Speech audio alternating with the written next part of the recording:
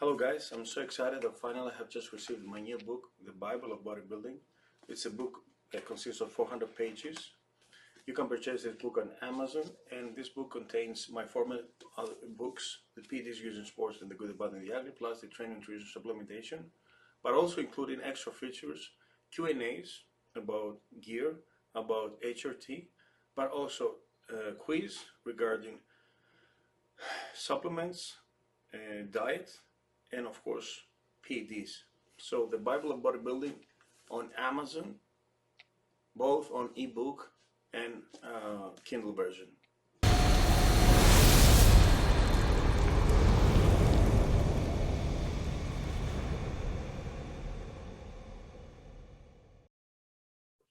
Hey everybody, welcome to Ask Dr. Testosterone, brought to you by his book, The Bible of Bodybuilding. Everything you need to know: training, nutrition, supplementation, PEDs. Get that on Amazon.com. And while you're there, get my book, Real Bodybuilding. Same title as Fawad's podcast, but my book came out 11 years before this podcast. Now, welcome from Athens, Greece, Dr. George Touliatos. Hey, Doc. Hello, good evening from Athens. It's about 9 o'clock now at night, so we had to reschedule this a few hours later because I was invited in a TV show, speaking about actually what I do. So replacement therapy, harm reduction, steroids, and a little bit about the pandemic. Oh, wow. So yeah, it was the third time I was invited in that particular broadcast, channel. Yeah. It's about my 20th appearance on the television, since the last 10 years, yes. So the show you're on today, do they, are they like the typical media where they go crazy if you mention steroids and hormones, or are they? No, they're open-minded because they know that I'm doing this international now. My fame has been expanded. Everybody, is not shocked when Dr. T is on the news because I'm well known now, and I stopped the demonization of steroids. It's an open agenda now. But you have to be careful when you speak about them, so that's why they call me all the time when something wrong happens, besides the legal issues. Yeah. I'm over there to explain, and sometimes to defend, because I feel like a lawyer also. I've said that to Rick Collins, that sometimes I feel like apologizing about the use of steroids, as a former steroid user. Yeah. And I dare to say that steroids can be safe, as Bill Welling says, can be safe in moderate doses and can be the foundation of youth, yes. But many doctors freak out when they see this, and they say, don't open any door to the potential users, Come on, guys. We created steroids for patients. Come on. Yeah, it's about the abuse. Every drug becomes a poison depending on the use, Even cocaine. Cocaine is an anesthetic. Yeah, but I seriously doubt anyone out there is going to see a medical doctor on TV talking about steroids and go, wow, now I'm definitely going to use steroids after I heard that. There are people that are already But I have them. to tell you, there are a few patients of mine that were medical doctors, like gynecologists, like plastic surgeons, who want to go to Mykonos, let's say, the very famous island, and attract some patients, Yeah, they want to have a six-pack just for 1 month, so they use a little bit of Anavar, clenbuterol, a little bit of providing, a little bit of testosterone, or some GHs that can afford, and they're open-minded, and they don't look the typical flabby doctor, the bald one, that just is going by the book, Yeah, Mykonos. Is that the island you went on vacation last year? Or earlier No, this year? it was Rhodes, but Mykonos is very famous because the Kardashians go there. Who else? How about the movie Mamma Mia? Yeah. Okay. Also, you said on your social media, it sounds like you've decided you will compete next year for sure. Excuse me? It sounds like from the posts you made on your Facebook and your Instagram that you're definitely competing next year now. Ron, I think so. Yeah, it's going to be a waste if I don't do it. I'm going to regret it for a lifetime, But honestly, I'm going to push it slowly. Rich Gaspari said, if you do it slowly, it won't be a torture. So, I'm going to maintain a little bit now. And then from next year, I'm going to lose a little bit, perhaps 1 kilogram every month, because I'm really close. I'm about 10 pounds away from my target. And then we shall see. But honestly, I will not regret it if I'm going to lose from a guy that's taking all the steroids of the world, you know? Now, what is, could you get down to classic, or is that going to be too light for your height? No, classic, it's too light. Too light. And it's not fair because I have to compete with younger guys. That's true. So I'm going to do the masters, even though I'm a senior master. Yeah, I mean, you could wait one more year and you could do the over 50. Yeah, but listen to me. All the guys that I competed with in my last show, 2013, they are now super masters, all of them, and they're waiting for me for for next year. But so everybody I'm going to face is going to be a rookie to me because they're all younger, you know? Yeah. Everybody I competed with, they're all pros now. Every single one of them. Terrible. Every single one. If you just had my arms, you know. Can I borrow those? Can I borrow them? I just need them for one day. One day, that's it. Cool. Well, anyway, let's get into some questions. And the first one, I had to look up something because it is a gynecological term that I was not familiar with.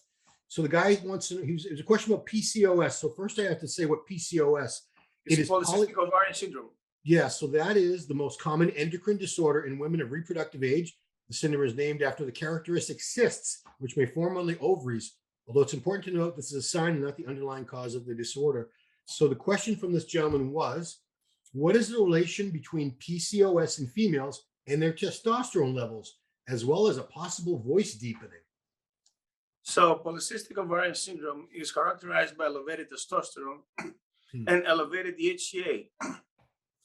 And also insulin resistance. So in women, the androgens have a reverse role. They lead to insulin resistance, unlike with men that they lower it because they oxidize visceral fat in men. And in females, the polycystic ovarian syndrome is also accompanied by hirsutism, virilization effects. Growing hair. And they're using, birth control pills because number one, they fix the period, more regular because they don't have this regular period, those girls. Yeah. But also these birth control pills, they minimize the hirsutism. Oh. All right. It is able to control this. I had some cases, one of them wanted to compete. So I told her that you should use low androgenic compounds like the DHEA derivatives like oxandrolone. Yeah. Plus, you can use some anti-androgens like finasteride, but make sure you don't get pregnant at the time. Also, spironolactone can be used a little bit to control the androgens because in women, spironolactone can lower the androgens by the adrenals, Yes, so usually women with polycystic ovarian syndrome are not fertile, they don't have a good fertility. Yeah, and do they typically get a deeper voice when they go through PCOS? Yeah, I mean, if the androgens affect the vocal cords, yes, it can happen. This is not reversible. Huh? Yeah, I have a just quick question. So when women go in through menopause, their estrogen levels start to crash. Yeah, and the androgens dominate. That's why some old ladies have a mustache. Have you noticed this? I've seen one of my late grandmothers. She had thick whiskers all over here. Because the estrogens vanish, disappear. And the androgens remain, and the ovaries still produce some androgens. So that's why they put a lot of women on estrogen therapy, right? Well, this is the other side, that the HRT of females, in order to have lubrication of the vagina and have sex again. And also better bone mineral density, not osteoporosis, better skin quality, not dry skin. Yeah. I throw this out there, but the lack of lubrication for women, that can just be solved. They squirt some lubricant. I know, but it's artificial, it's exogenous. So I know. Mind that the women mainly, they want estrogens to feel, to have the libido. Like we need androgens. Yeah, true. All right, so it's the opposite, yes. Your next question. This is a weird one. Is there a way to lower my natural GH level so my doctor can give me a prescription for GH growth hormone? As an example, if I donate blood 1 or 2 days before my doctor checks my GH level, is it possible that my level is low enough temporarily to get that growth hormone? No, this is hilarious, It doesn't exist what he says, but we know that serums lower IGF-1. And actually, you shouldn't check out GH. The doctor checks out IGF-1. So in order to block IGF-1, you need to take large doses of serums, and also you can take metformin, hypothetically. Yeah. And also you need to starve yourself, lower your insulin. When insulin goes down, IGF-1 also goes down. That's why when you eat, it becomes anabolic, because the pancreas pops out insulin, but also afterwards, the liver pops out IGF-1. Right. Okay. So when fasting, Steve Blackman also writes this many times in his column. So fasting is not anabolic because insulin and IGF-1 are low. Okay. Yeah. Well, here's the thing: is that I don't know any. Even in the U.S., the only doctors that are writing prescriptions for growth hormone are these anti-aging clinics. Like not only. Listen, the classic was the dwarfism, and for children before puberty, because after puberty it's over. The epiphyseal plates are closed. So before puberty, in both boys and women, that you check out the chronological age of the bones by an X-ray, and you just see the wrists over here. No, but anyway, it is very strict, and you need to pass from 3 different doctors to approve to take for free the growth hormone, for a brief period of time, and then it stops, of course.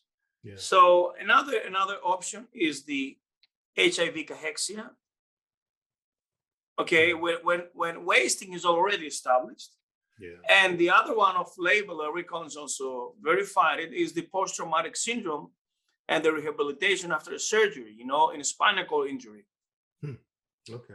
Yeah, because I asked the gentleman what country he was in, because I don't know the laws in different countries. He's in Germany. Like in Greece, are doctors writing up prescriptions for growth hormone to adults? No way. No. Here neither, really. So only for children. I can assure you of that. And for AIDS, I doubt it. For HIV, I doubt it. In the States, yes, but not in Greece, definitely. Well, I mean, because I had a patient with HIV, 50 years old. He was just taking a Beto. He was just taking testosterone. It was too progressive for him to ask for a GH from a Greek doctor, actually. Right. Yeah. I mean, maybe he's just trying to get it for free. I don't know, but I mean, if I were this gentleman, I would just somehow get my own growth hormone instead of trying to trick my doctor. I don't, unless these German doctors are writing up growth hormone. In the States, I bet it's easy to get the secretagogues, but not the growth hormone from the private clinics. The secretagogues, the GHR8s, yes, but not the growth hormone itself. I doubt it is. Yeah, you're right. Yeah, I mean, I know people that they get prescriptions for test and DECA and all this stuff, but the growth hormone they get, they're not getting growth hormone. They're getting these peptides and these secretagogues. Because someone offered me something, like, no, I want real GH, not this crap. Okay, here's a good. We talk about donating blood pretty often. I know you do. You talk about phlebotomy a lot. What's your opinion on donating blood for lowering high red blood cell levels while on cycle or TRT? And how often do you recommend? Not on cycle, just before the cycle, because you need to have this safety of a lower hemoglobin. Now, within the cycle, obviously, they will throw it away. They were going to waste it. Oh, wow. You're going to look jacked. Of course, nobody will believe you that you're natty, and no doctor will accept your blood and give it to somebody else, to infuse it. And they could get jacked.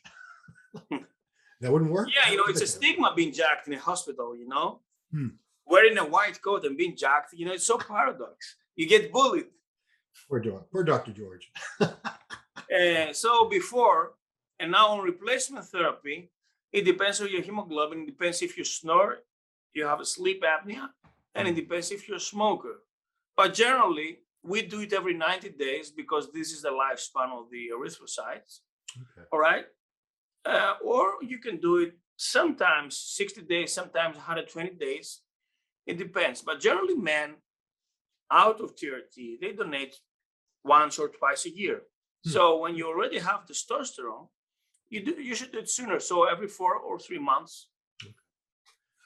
Yeah. I know guys who do it while they're on cycle. I don't know, maybe these people at the Red Cross or whatever are not testing their blood for steroids. I don't know, because they do. I know guys do it. Like they say they do it every month. This is a phlebotomy. I bet they just throw the blood away. They smell the steroids in the air over there. They have so large veins and big forearms. Come on. That's true. So. Yeah. They're probably just throwing the blood in the trash, flushing it down the toilet. Yes. Okay, here's a good one. What do you think of mechanical fat reduction, liposuction, or non-invasive heat or RF treatments as an alternative to clenbuterol to achieve a beach body? Not professional by any means. I know of several trainers who privately have liposuction to maintain their abs. In some sense, both methods are cheating, but isn't lipo RF safer than for the non-professional bodybuilder? So I believe this is a desperate solution for lazy people, just like taking DMP. Mm. I know there's some that make. I have a patient who's a plastic surgeon, 60 years old, and he told me I just got out of the surgery making an artificial six pack to a lazy bastard, who wants to eat donuts and have a six pack, but obviously the fat goes around the six pack. It's ridiculous. Wow. It's called ab etching. They have a name for that particular surgery. Come on, man. This is baloney. It's so stupid and silly. I mean, who's got liposuction is not cheap. Maybe in some places it is. It's not cheap. You can have liposuction as an athlete in your glutes. This is a good idea. Yeah. To make them leaner, but obviously nothing beats hard work. And minor liposuction can enclose the risk of fat embolism. It happens as you suck the adipose tissue. A little bit may go to a vein, and that's it. Yeah. Then you get pulmonary embolism, and severe coughing. Yeah. Correct me if I'm wrong out there, guys, but you know who Kanye West is, right? The musician that was married to Kim Kardashian. Yeah. His mother died right after getting liposuction, and I think that's what happened. See, it has happened, yes. And also under bone fractures, but yes, with you get a fat embolism actually. Yeah, that's scary. All right, now we have a weekly Gus Poulos question from Gus Poulos. Hello, doctor. I want to try halo testing for the first time, but I've heard it's very toxic. If I'm working out just 4 days a week, can I take it 1 hour before on training days only to minimize damage, or does it have to be taken daily to get the full effect of the drug? Well, yes, if you don't take it daily, it's going to be out of the system. Now, if you train daily, it's okay. If you want to take one single dose, do it sublingually half an hour before your gym, Yeah. But ideal, it's according to the half-life, so taking 3 times a day, it's a lot then. Well, halo in bodybuilding, I don't recommend it more than 2 weeks, Definitely during the depletion phase and the day of the show, and perhaps the week before, to give you this extra grading. But also it's very helpful for strongmen to give them these androgens that they're required for the maximal strength. And make sure you don't combine it with other pills, with other orals, just testosterone and halo. And make sure you don't drink, you don't take other painkillers, Right. So if it is toxic, we know this, but my theory, my bro science theory is if it's toxic and you're only going to take it 4 days a week before workouts, then your liver has 3 days out of the week to sort of, recover. So maybe you could sustain it. You're not going to get the same results. It depends. Get a blood test before and after. You see how much damage, but you can take NAC, milk thistle,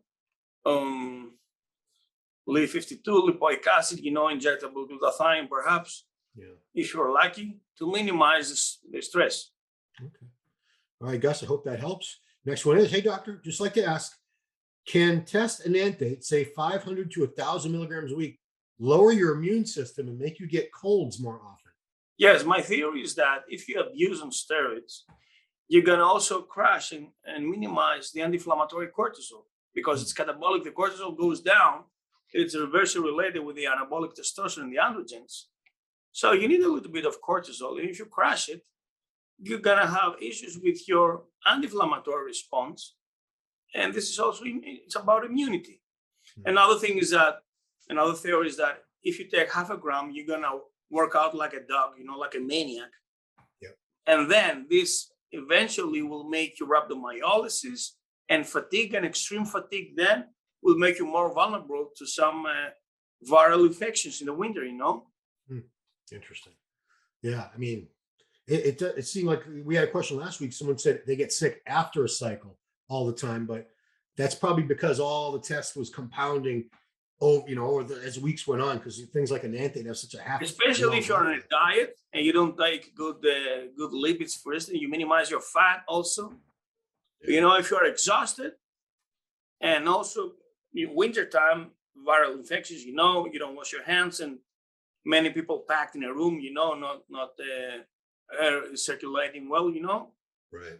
it can happen. It's easier, Yeah, you just reminded me. You know what Black Friday is? Yeah, we had Black Friday. It's the day after Thanksgiving. All the stores and the malls and everything have these big sales, and the crowds are people pack these stores. Even now with COVID. I think we just spread so much Omicron variant last Friday.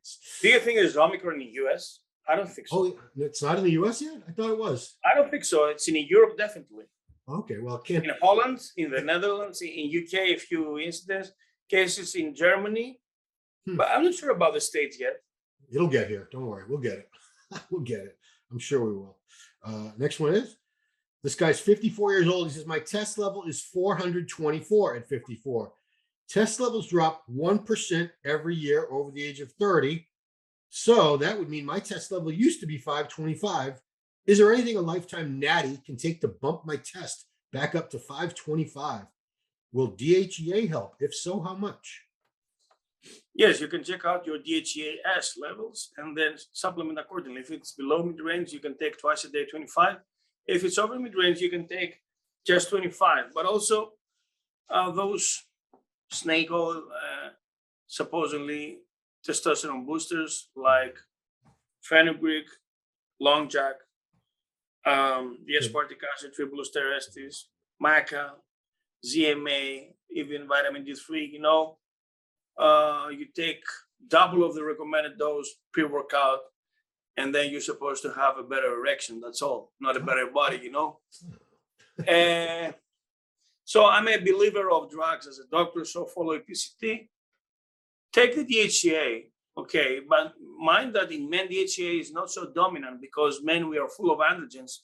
So DHEA will metabolize also to androgens, but to estrogens, and estrogens will dominate in men. In females, when androgens are low and you take DHEA, the metabolites of androgens like testosterone will be more dominant.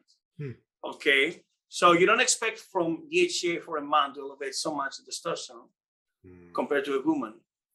It's a minor androgen for the adrenals. Yeah, everything works better for women because they have such low natural testosterone. Yes. But what about that? I've heard that before, that your test levels drop 1% per year. That's got to be that has to be a very rough average. That can't be accurate. Yeah, very rough, because it's also up to the lifestyle, the stress. If you drink, if you smoke, if you booze, if you weed, if you are insomniac, because cortisol downregulates the testosterone. Right. If you overtrain, of course, because also cortisol elevates. But usually, we have to admit that we age because the hormones decline. I've seen a testosterone of 500 to a guy over 60. Yes. Wow. Natural. But eventually, yeah. Wow. It happened. Yes. That's great. He was natty, of course. He was natty. Yes. How do you look? Even this guy, eventually, he wanted to enter a cycle. What did he look like? Was he pretty muscular for a 60-year-old? Yeah, it was very decent. Yes. Good for him, man. This disco to the body, which is dry. Next question. Do oral steroids destroy gut flora? Absolutely, yes. That's why you get bloating. I remember my early days when I competed in fitness. I was taking the Zambon windshield pills and the Anabar from Italy, or Pharmagrade, and the halotestin from the States. So I had a bloated stomach. I was posing in the mirror and said, what the heck? I'm not taking GH or insulin, It was from the gut bacteria. It kills the intestinal flora. And this is one of the multifactorial reasons of the bubble gut. Okay, because it gets, that's why you have so much gas afterwards, not just from the nitrates out of the protein, but also the gut bacteria. And that's why you should take Lactobacillus acidophilus. Okay, the good microbes, also Candida albicans you can take, and it's good for your digestion process, yes. And digestive enzymes as well. What was that second one, Candida? Candida albicans. Yeah, it's a fungi that lives in the vagina, but yes, you should take it also. Yes, For better digestion, yes. All right, I'm going to be that asshole. Why don't just get it from the source? I had to. You handed it to me. I had to. Well, yeah, but listen, it's not the healthy environment. You know, if candidiasis for a woman means she's not perfectly healthy. You know, it's a yeast infection, right? A fungi. It's a fungi. Oh boy. All right, our last question. Hey, doctor, I have elevated cholesterol, 6. I eat red meat 3 times a day. I have a bit high hemoglobin bloods, but red meat makes me nice and fuller, and I like to hold on to my gains. What else apart from beef do you suggest me to take? Chicken doesn't do much for me. It's only when I compete I eat lots of chicken. 3 times a day he eats red meat. Good Lord, that's a lot. Well, you can take whole eggs also and make your food. And salmon also makes you full because it also has some fat, you know, and keeps you satiety. Yeah. But yes, frankly, nothing beats like red meat, especially, I mean, white fish is nothing, you know, it's like water. Goes right through you. Colored, yeah. As a doctor, would you recommend eating red meat 3 times a day? No, but sometimes I just eat one day only steak as a protein. Oh, wow. So I take, for instance, 2 pounds of steak and I chop it down in different portions, you know. Yeah. And I'm saying today I'm just gonna eat red meat. Wow. You know, it happens perhaps occasionally once in a month. That's you know, for instance, I take 10 buffalo burgers, and my sister chops them down, and it makes like how you say this thing in when you have a pita and you roll it, like a burrito, yeah, something burrito. Like burrito, burrito with beef, with buffalo burger. It's really lean, you know, and the pita is whole grain. Yes, I just eat buffalo for one whole day. You know, makes me fuller. Increase perhaps my iron or feel better. Well, bison is much leaner than, you know, beef from a cow. But somebody told me who has a restaurant that the leaner the cuts, I mean, the leanest the meat. So I mean, the lower the fat, the burger cannot be so dense. So they have to put bread inside or some oatmeal, you know. So it's denser, so it sticks together. Yeah, yes, exactly. And now the fat of the burger, then is the better the stiffness, you know, of the burger. But of course, this is just a matter of cooking, you know. I don't give a damn about this. I just want to have bison. I had bison in Columbus at the LA Fitness Gym. Afterwards, I went to a restaurant nearby and had the bison was so lean, man, with some sweet potato. Yeah, excellent. The best bison story I know, you know, Branch Warren's a hunter. He likes to hunt. Years ago, he told me, he was in like Montana, somewhere where they have bison, Wyoming, Montana. I don't know where it was. He shot and killed a bison on a, you know, it was legal. He had a permit and everything. They cut the thing up and he went home with 600 pounds of bison meat. It took him like a year. He was giving it away to friends. It still took him over a year to eat all the meat from that one animal. Imagine that. I still don't want to kill deer. Have you ever tried deer? Yeah, kind of salty. It's very stiff and lean, full of iron. Yeah, I don't like it. I mean, if it was the end of the world and I had to eat a deer, I would eat a deer. But what about horse meat? Never, no. Never. I had it in Italy. Yeah, it's really bitter. Is that? Do they have that in every European country or only certain countries?